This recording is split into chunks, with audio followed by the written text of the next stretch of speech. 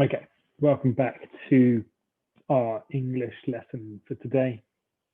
And what you want to be trying to do here is we're going to be looking at part of the grammar that comes up in our model text, which is the use of parentheses to add additional information to a text. We're going to have a look at how it's used. We're going to check to make sure that we understand the way in which it's going to be used. And then we're going to try and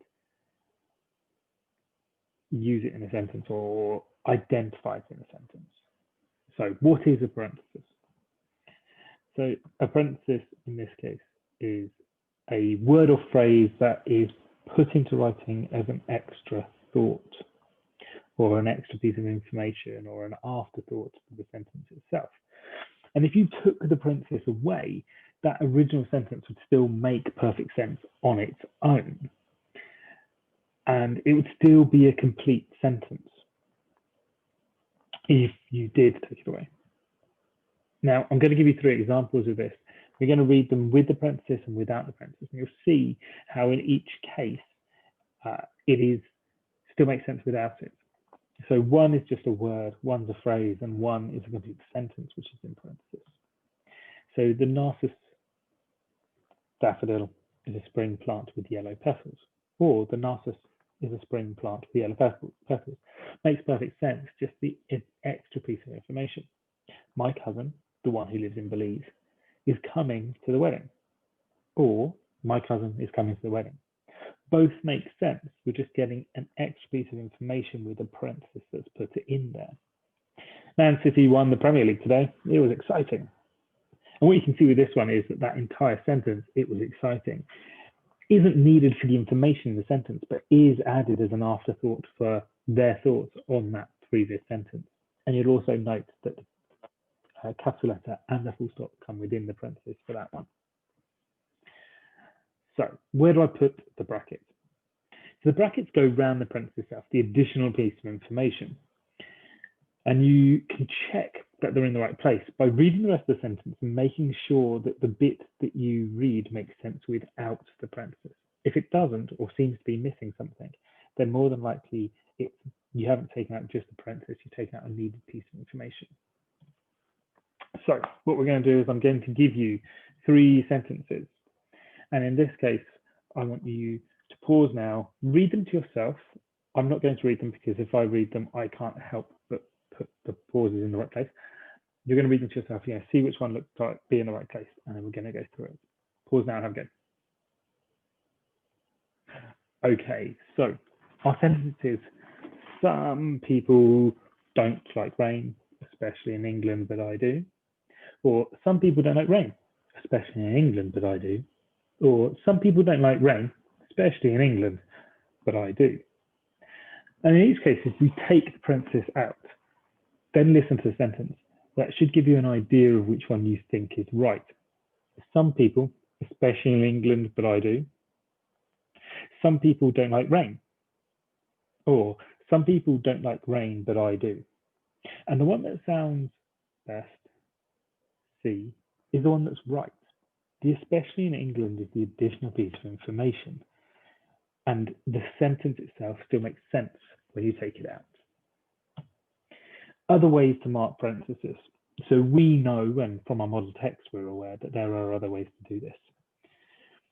So we've looked at using brackets in this case, but actually there are other ways to show it. You don't always have to show parentheses using brackets. You can use commas. And this is used exactly like brackets, but in slightly less formal writing. So the newspaper, which is normally delivered at 9:30, did not come today.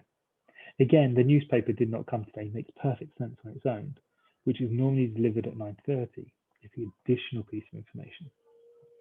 The other way is through dashes or hyphens, and that can be used like brackets, but usually in an informal letter or informal writing. They interrupt the sentence more than a bracket or comma do, so just be careful using them.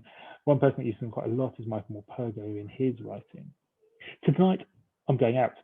I never turn down a night out to the cinema. It makes perfect sense that they say, tonight I'm going out to the cinema. The additional piece of information is that I can never turn down a night out. So let's just think about what we've learned so far. You can use parentheses to add extra information or insert an afterthought. Brackets are used and placed around the parenthesis. And a sentence or passage must still make sense if you take the parenthesis out. That's a key rule there. Okay, we're going to do a few questions now. You're going to have a go, then I'm going to give you the answer. So which sentence below uses parenthesis correctly? My uncle, who is 73 years old, enjoys playing Jenga with his friends every Wednesday and likes to play golf at the weekend. Or, my uncle, who is 73 years old, enjoys playing Jenga with his friends every Wednesday and likes to play golf at the weekend. Which one do you think has a parenthesis used correctly? And the answer is the second one. The additional piece of information, who is 73 years old, is the additional piece of information. The sentence still makes sense without it. My uncle enjoys playing Jenga with his friends every Wednesday and likes to play golf at the weekend.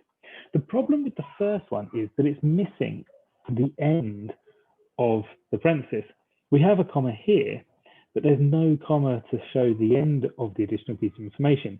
If it had a comma here, then it would be perfectly fine and would show the correct use of a parenthesis, because commas can be used to show that. The next one, name the punctuation used for a parenthesis in the following sentences. Have a look, and then I'll come back to the answers in a minute. Okay, so my brother, who's older than me, will be 11 tomorrow and is having a bowling party. We are using commas. In the second one, my best friend, who I met at primary school, has just moved to the house as it was too far away from her son's school. B, they're using dashes in this case. Next, circle the punctuation used for parenthesis in the two sentences below. Have a go and see whether you can find them. Hopefully this is nice and straightforward. In the first one, we are looking at the two commas which are separating whose house is attached to ours from the main clause, the main idea of the sentence. My next door neighbour has a large tree in his back garden and his children love to climb it. And in the second one, what we're using is dashes. So on my birthday, the 1st of June, the weather is always sunny, so we usually go to the park for a picnic.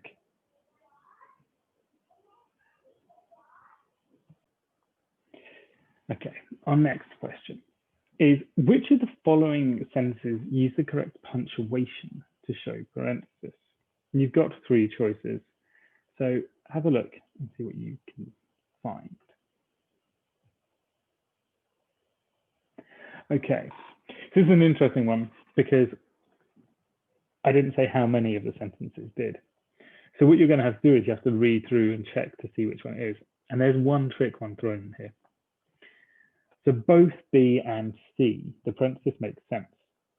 The only thing is in B, there's no second dash to show the end of the parenthesis because the parenthesis is put on the end of the sentence.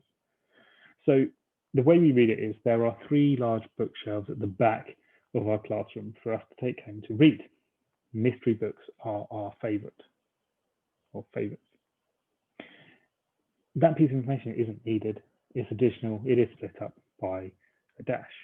The next one, the bookshelves, which are at the back of our classroom, are full of books since we all love reading. Or in this case, the bookshelves are full of books since we all love reading. Makes sense on its own without the parenthesis. And that's all for today, guys. It's a nice grammar lesson, nice and short, giving you time to do any of the other things you have to do. I'll see you in the next video. Thank you very much and goodbye.